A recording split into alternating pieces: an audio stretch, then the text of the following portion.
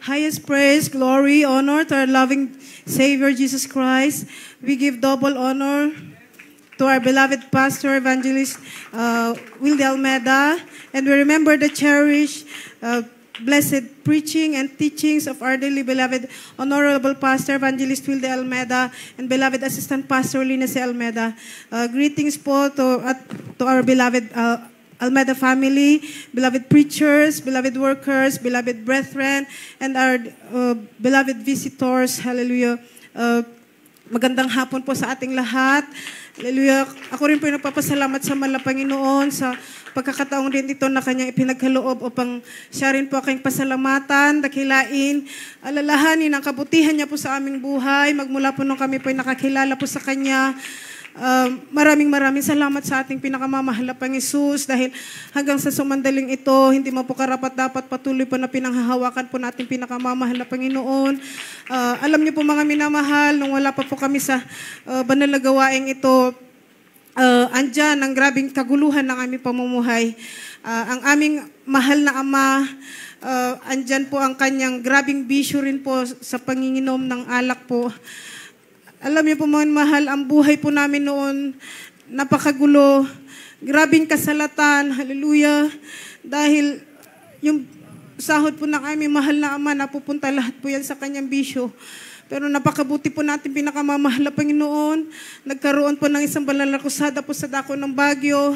Nandyan ang aming mahal na ina, nakapulot po yan ng isang leaflets na nakakalat po yan sa dako ng palengke. Salamat sa mahal na Panginoon dahil yung unang attend po namin ng banal na kusada na yan, pinagpala po kami natin pinakamamahal na Panginoon. Andyan nung nagpabotismo po sila sa tubig sa pangalan na po natin pinakamamahal na Panginoon.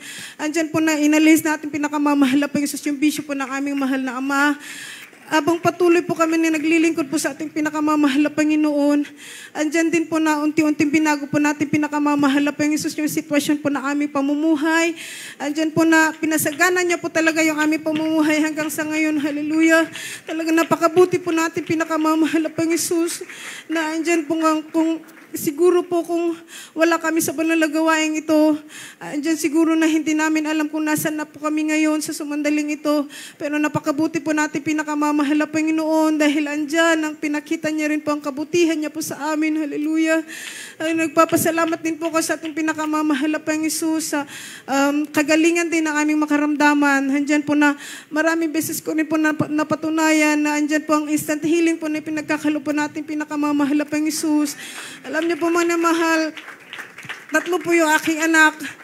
Andiyan na kung minsan, pag sila po yung nagkakasakit, mga madaling araw, nagkakalagnat po ang mga yan, pero napakabuti natin pinakamamahal na Panginoon dahil po sa unang dalangin po na ating mahal na Pastor Evangelist Will de Almeida, andyan lamang po ang paghingi po ng tawad at habag po sa ating pinakamamahal na Panginoon.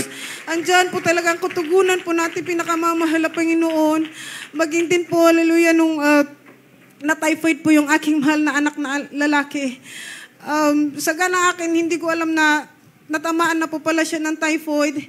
Hanggang dumating po yung araw na po na dinala namin sa ospital. Kinuhanan po siya ng laboratory. Hanggang lumabas po yung kanyang result, natamaan po yan ng typhoid, na positive po siya. Andiyan na Sunday po yun, pagkatapos ng banal na gawain.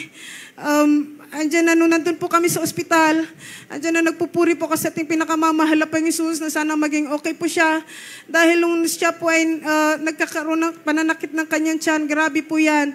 Alos isuntok-suntok po talaga niya yung kanyang kamay sa upuan para lang siguro maibsan yung kanyang nararamdaman. Nung lumabas yung kanyang results na talagang positive, sabi po ng mga doktor, inihahanda na po yung kanyang papers para po i-confine. Pero nung mga panahon na yun, sabi ko, hindi po siya i-confine. Iuuwig po namin yan. Hallelujah. Sa bahay na po yan alagaan.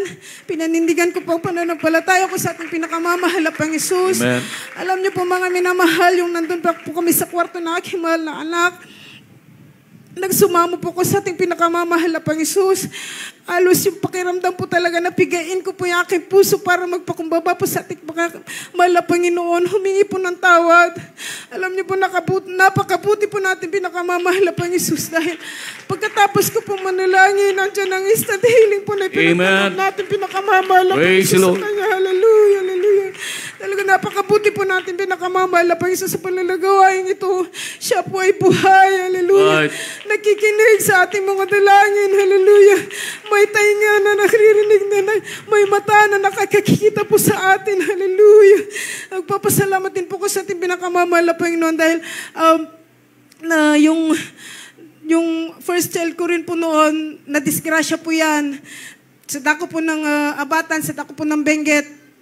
Dahil yung mga panahon na yon, first week is our Holy Supper, so we need to fast in that days. Andyan na nagtutumis-tumis po ako. Hindi na po ako nakapagluto ng agahan nila, kaya naghanap po sila ng tinapay. Yung anak ko lumabas. Maya-maya may pumunta po sa aming tirahan. Sinasabi niyo, anak niyo po yata yung nandun sa kalsada nakahiga. Yun pala po, nabangga na po siya. Pero alam niyo po mga minamahal, napakabuti natin, pinakamamahal ng Panginoon. Dahil nung makita ko po yung aking mahal na anak, alam niyo po mga minamahal, yung mga naririnig ko po ng mapatutuwa sa panlalagawain ito, na sinasabi kapag sila po'y nadidisgrasya, nababangga, mga galos, gasgas lamang po kanya nararanasan, tumatayo po na walang mga fracture, pero naranasan po yun ng aking mahal na anak, hallelujah.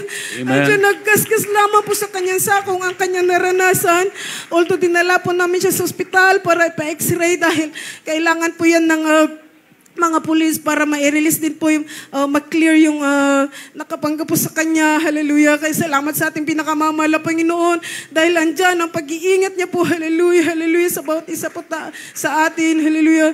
Talaga napakabuti po natin pinakamamahal na Panginoon.